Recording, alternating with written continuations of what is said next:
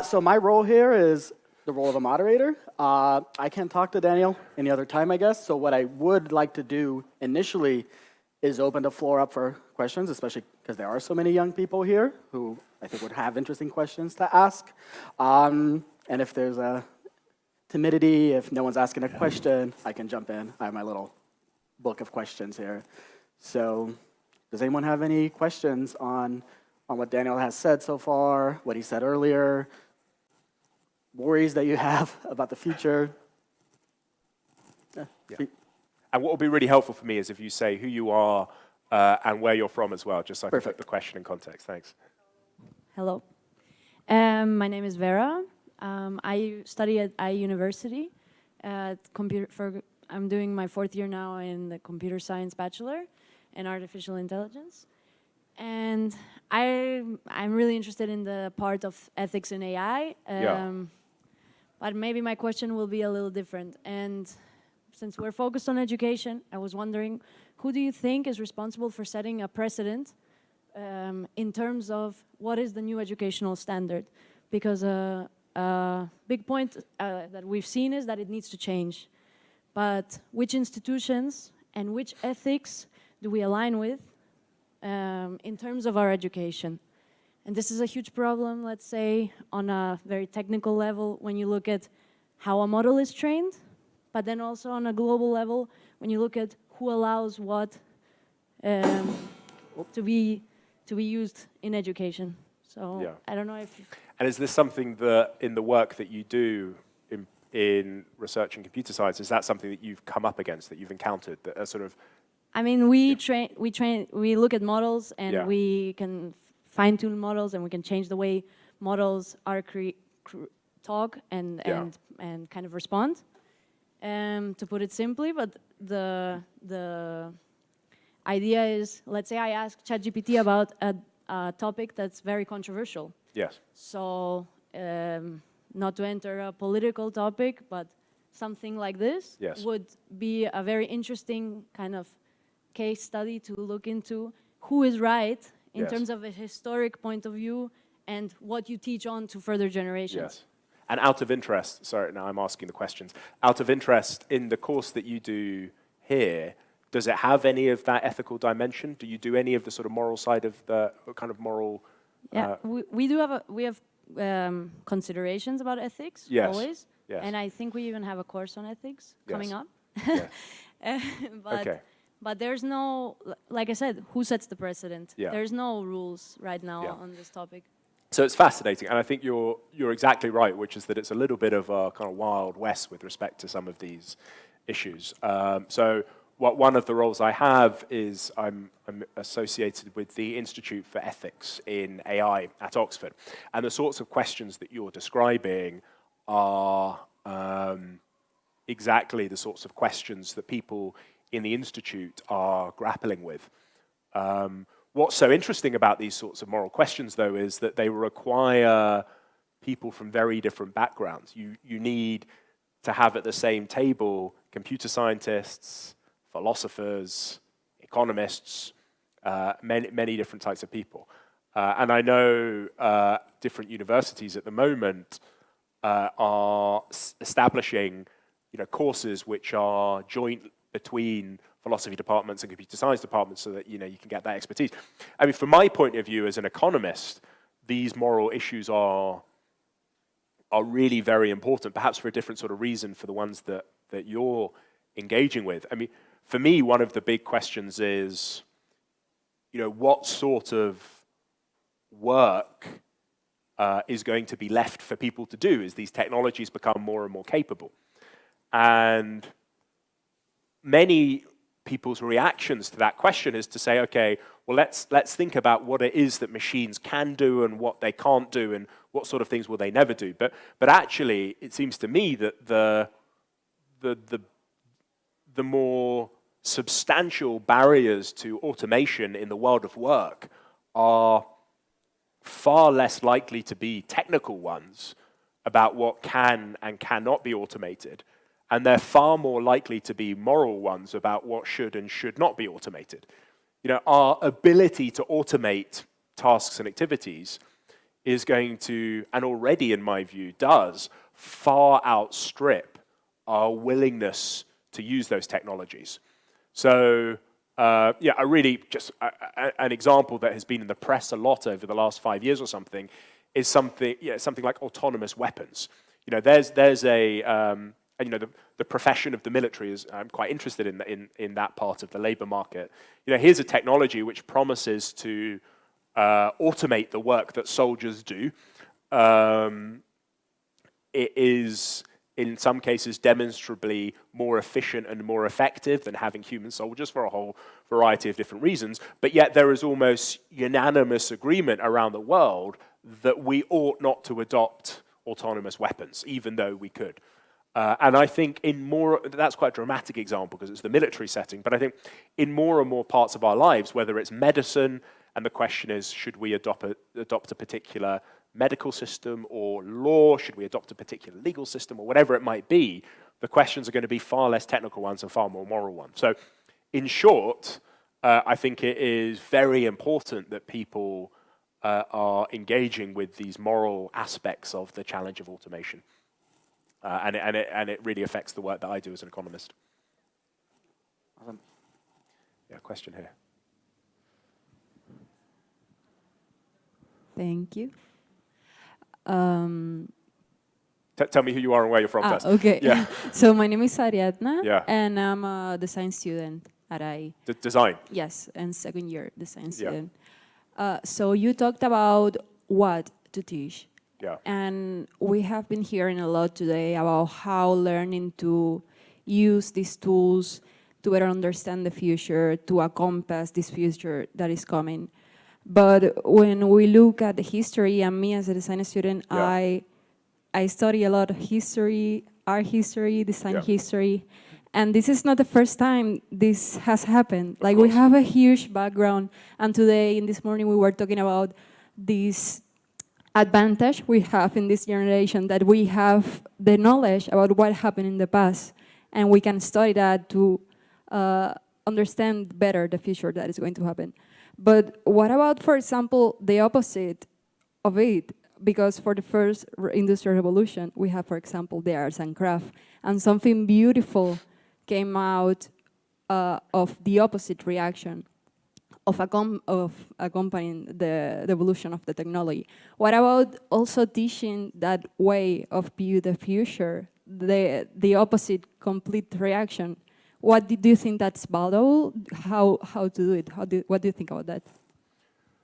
So tell me, because my art history is perhaps not as substantial as yours. So tell me a little more about this arts and crafts movement and how and its Do you want me relation- to do it? Or do Yeah, you- Just, no, just you very go briefly, ahead. just so I could. Yeah.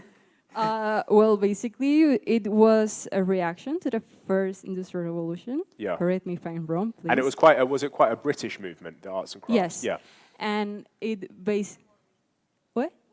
Yes. Yeah. And You there- get Art Nouveau in France, which is a little Yeah. related to Yes, Okay. and it basically came back to the artisanal values of the work of production, Yes. like in an opposite reaction of the work that the machines were producing constantly that was standardized, and it was a complete different approach to the production of products, and it was not completely art; it was a very industrial and product movement.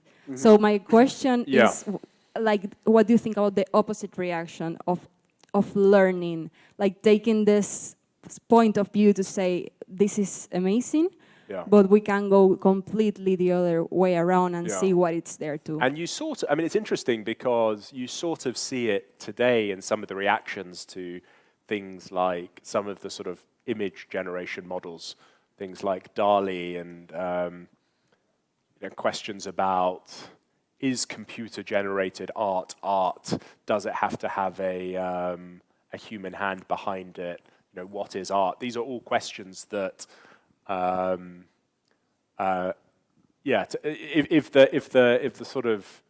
if the arts and crafts movement was in part a response to the sort of technological disruption of the Industrial Revolution, I think you can see already in some of the reactions to some of the latest AI technologies a similar kind of artistic response. friends of mine who are artists certainly have reacted with that sort of, it's almost a kind of conservatism, sort of artistic conservatism, not wanting to adopt these technologies. Although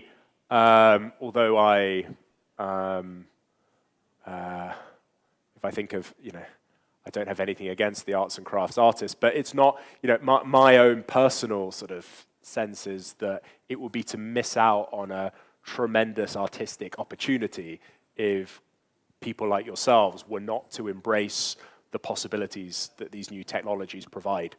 That's my own sort of view on. But do you think it's? I don't mean not acknowledging it. I think that's not the way to follow. I mean, understand how it works, to understand what we have to aportar, like to give up to this. Because by understanding it, then you also understand what it doesn't do, what it's not capable of give you, and then you can you have these two completely different approach that you can choose where to go, or you can choose to mix both. Yeah. I think one of the great challenges at the moment, and it's not just a challenge in your world, is that these systems are very difficult to understand. They are very opaque. People don't really know how they work, even the people who design them. And that's not only consequential in the world of design, but it's also consequential. Suppose you apply for a loan, and one of these systems says you're not allowed to, and it comes back to some of these moral dimensions before us. The system says, sorry, you're not getting a loan, or you apply for a job and the system does the first sift of the job applications and it says that you're not getting the job, or whatever it might be. These systems are very opaque. It's very difficult if you want to challenge a decision, if you want to understand where the decisions come from. It can be quite difficult to get a good answer. And so one of the things that a lot of computer scientists are working on at the moment is to try and make these systems more transparent, to understand how they're reaching particular outcomes, particular decisions, particularly in really consequential areas of our lives as well, where having an explanation or a justification for a particular decision is really very important. Just to build on that question real quick, connecting back to your discussion of work, right? Because I've seen some people speculate, for instance, that what the supposedly productivity boom with AI and these tools being used to automate a lot of the crafting, right? That would actually give new value to artisanal crafting, the same way, for instance, you pay a big premium on a haute couture like suit than you do on something you buy at H&M. Now the question is there demand for that, right? I think that's exactly right. I think that's exactly right, which is that one of the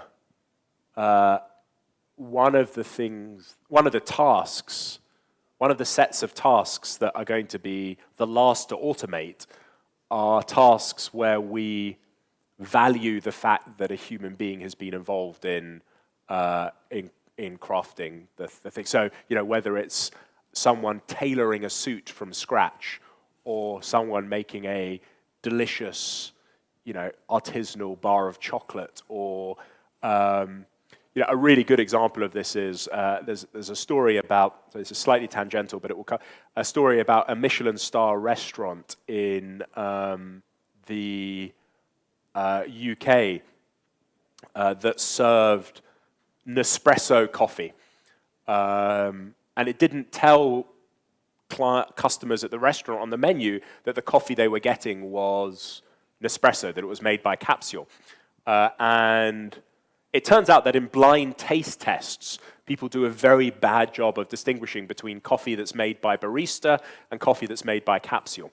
And yet when people in this restaurant found out that their coffee was being made by an automated Nespresso machine rather than crafted by a barista from scratch, they were furious and they were livid. And they said, this is outrageous. Now, the reason they were furious and livid and outraged wasn't because the coffee tasted worse, because in blind taste tests, people struggle to tell the difference. The reason was because what people valued in that cup of coffee was the fact that a human barista had made it. And I think you can point to many areas of our economic lives where we value the work that people do because a human being is involved in creating the thing. Now, the big question is then, is there going to be enough demand for those things that everyone can find work doing it? You know, is there going to be enough demand for everyone to work as a carpenter or everyone to work as a bespoke cheesemaker or whatever it might be? And I think, you know, the answer to that is the kind of argument that I build in my work is probably not. But I don't think really that's the, you know, the big issue for now, for this decade and the decades to come and the decade to come, is not that there isn't going to be enough work. It's that there is work, but for various reasons, people aren't going to be able to do it. Thank you. I see back Maybe there. let's take the question here, and then we'll come back here. Yeah, brilliant.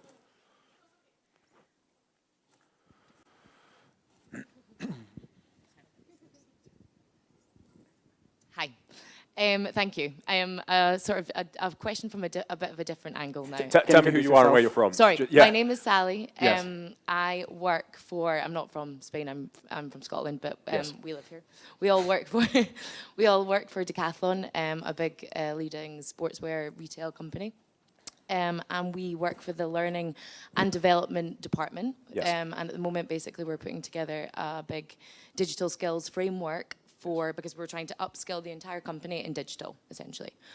And one of the things that we've got to cover is AI basically taking over people's jobs and coming in.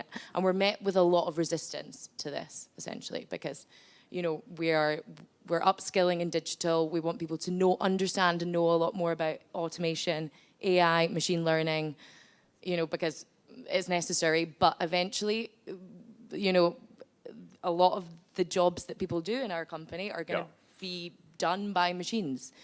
And I just wondered if you had any advice on how to fight against this kind of resistance to, I mean, you talked a lot about people, you know, there's time for creative tasks, things like that, but how can we kind of enforce this belief that AI is a good thing within the company and within this initiative that we're doing? Yeah. I think one of the most effective ways, and this is really a question about sort of corporate strategy, but one of the most effective ways of doing it is just to focus, just to try and cut through all the hype and excitement about these technologies and just focus on outcomes. You know, focus on cases where these technologies are demonstrably better than the human alternative. So I think, you know, I think one of the things that you see, particularly in the world of white-collar work, but in lots of other areas of the labor market too, is that people attach a very strong sense of identity and purpose and meaning, not only to the problems that they solve in their jobs, but also to the traditional ways in which they solve them. So doctors not only like solving medical problems, but they also like the stethoscopes and the white gowns. You know, teachers not only like educating students, but they also like the chalkboard and standing in the front of a class. Lawyers not only like solving legal problems, they like the horsehair wigs and the oak paneling that you get back in Britain. And so a lot of conservatism with respect to technological change and automation comes from an attachment to traditional ways of working and the meaning and purpose associated with those ways of working. So one of the big things for any organization to do is to try and move people away from focusing on traditional processes and to focus far more on the outcomes that they're trying to achieve in their jobs. And then showing them these technologies can be used to improve those outcomes, perhaps working in very different ways. You know, one of the activities I like to do with people in lots of different areas of life is quite literally to start with a blank sheet of paper. You know, forget the particular institution that you're part of, forget the particular role that you have, and instead ask, you know, if I had a blank sheet of paper, given the problem I'm trying to solve in my work, given the problem my organization is trying to solve in their mission, you know, how might I, using these technologies, solve it in very different ways? So just being, again, relentlessly focused on outcomes, far more agnostic about process, and trying to show that these technologies demonstrably improve those outcomes.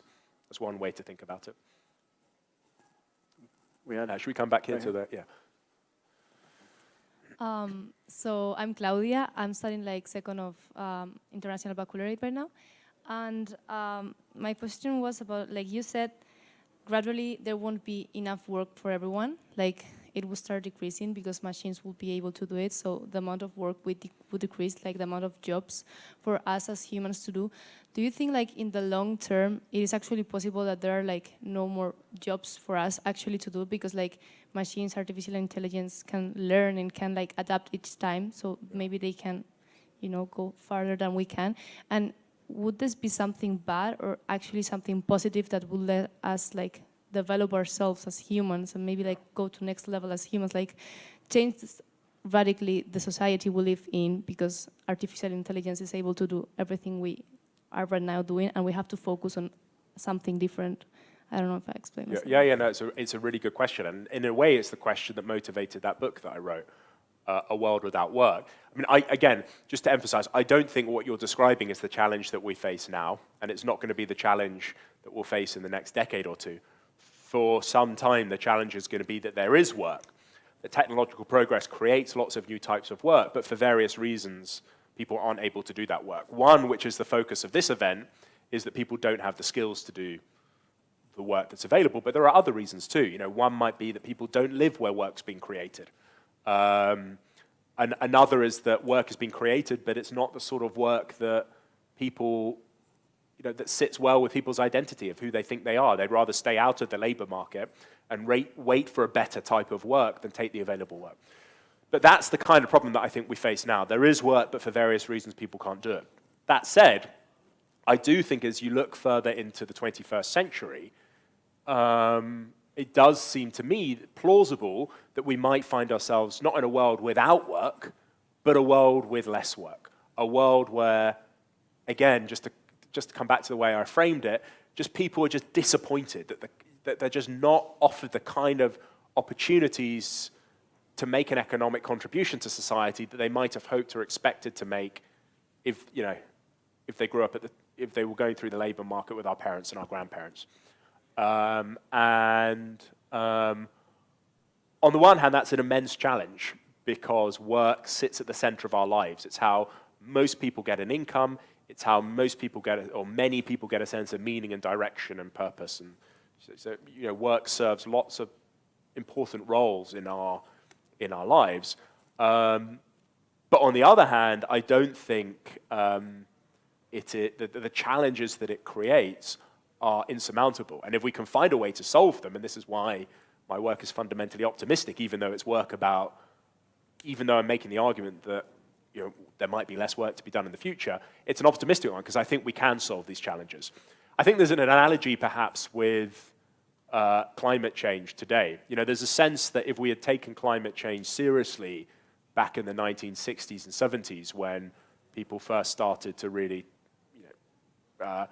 when the first murmurings of it as a problem started to emerge, we would, if we'd taken it seriously back then, we wouldn't be in the mess we're in today. I think we can think analogously of the threat of automation.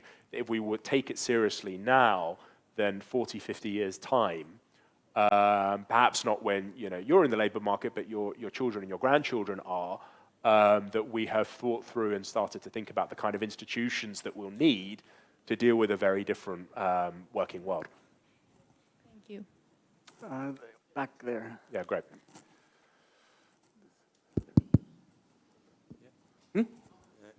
Oh, okay, go ahead. Okay. Yeah, sorry, we'll get to you. Okay, I'm Xavier. I'm responsible for the vocational training in Andorra, Ministry of Education. And she just scratches part of my question, but I think it's okay. I think her age, when 20, 30 years come, she will still not have finished her work life. So even if this will happen in 20, 30 years, she will leave it before stopping work. She will probably leave it. Okay, my question was about the world you design or you see on your second book. It's some kind of Black Mirror episode. Without work, everybody is living but not working. Yeah. And the system gives them all the needs they have. I imagine that kind of episode. This is idealistic. But the problem is that are the politics mature enough to drive to that position, to that change? Or it will be necessary to have very huge union struggles for every work sectors and the world against the politics because they don't drive correctly to that work, to that available, to that possible work world. So, great, thank you for the question, great question. For those who didn't catch the cultural reference, it was to Black Mirror, which is a television program which portrays a very dystopic picture of the impact of technology on our lives. I suppose one way to think about that book that I wrote is that it's a sort of, the final part of it is a sort of agenda for avoiding that kind of Black Mirror world. It's setting out what we have to do if we are going to flourish in a world with less work. And is politics ready for it? Part of the reason I wrote the book was out of a conviction that I don't think people are taking the threat seriously enough, and it has a sort of, as well as it having a sort of idealistic function in that I set out in the book what I think the future ought to look like. It also has a persuasive function. I'm also trying to persuade people that we need to start acting now to avoid the kind of futures that you're worrying about. Question here, yeah.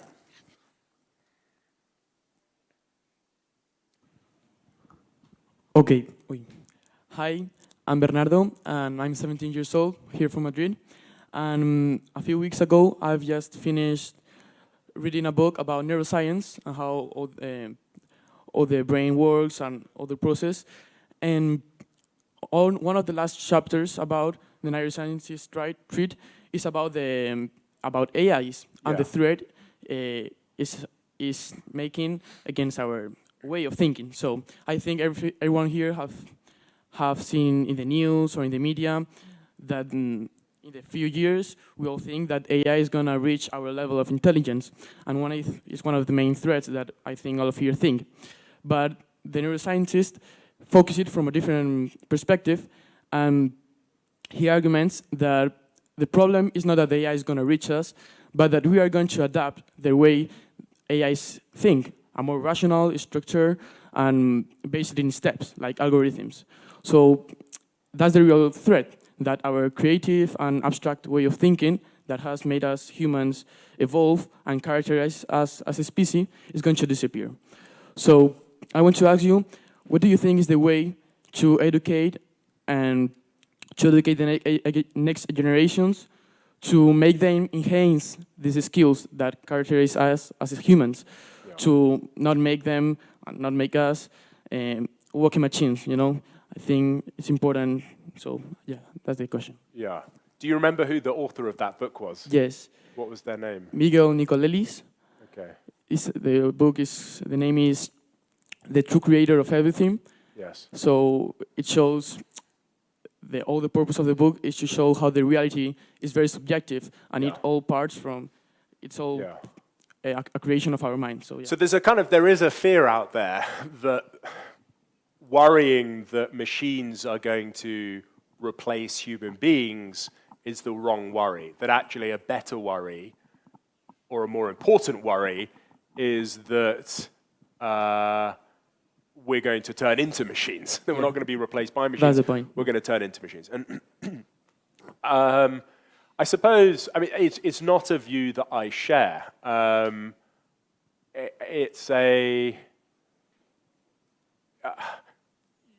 In my view, there's that famous Isaac Newton quotation: "If I have seen further, it is because I have stood on the shoulders of giants." The idea being that his extraordinary scientific capabilities were only possible because he was drawing on the sort of intellectual legacy of all the people that came before. I suppose I sort of share a slightly technological view of the world that he shares. We are going to stand further as human beings because we're going to stand on the shoulders of all these extraordinary technologies, and finding a way to flourish alongside these technologies, using these technologies, rather than trying to resist or trying to push back or protect ourselves. It's not to, protect ourselves from these technologies, I think, is that path would be a mistake. It is quite interesting, though, how one of the consequences of these technologies and the extraordinary encroachment that they're making, the fact that they are creeping deeper and deeper into our lives, that they're taking on more and more tasks that we thought only human beings alone could ever do, it's forcing us to ask a lot of quite deep questions about what it really means to be human. For instance, over the last, and I said this earlier, over the last 15, 10 years, just the number of times I've stood up and people have said, look, Daniel, you don't understand. What it means to be a human being is creativity. And machines are never going to do things that require, machines are never going to be able to do anything that requires creativity from us. And yet anyone who's spent a bit of time with GPT or DALL-E or whatever the generative AI system of the moment is will know that these technologies are particularly good at doing things that we think require creativity. So there's quite a lot of interesting self-reflection going on in lots of parts of our lives about what it really means to be humans when these technologies are encroaching ever deeper. I'm conscious we're probably out of time, so I'm going to have to hand back. And there is I can see a guitar poised and ready to start us up. But I want to thank you again for this wonderful conversation and thank our audience. Thank you. And our musicians. Take it away.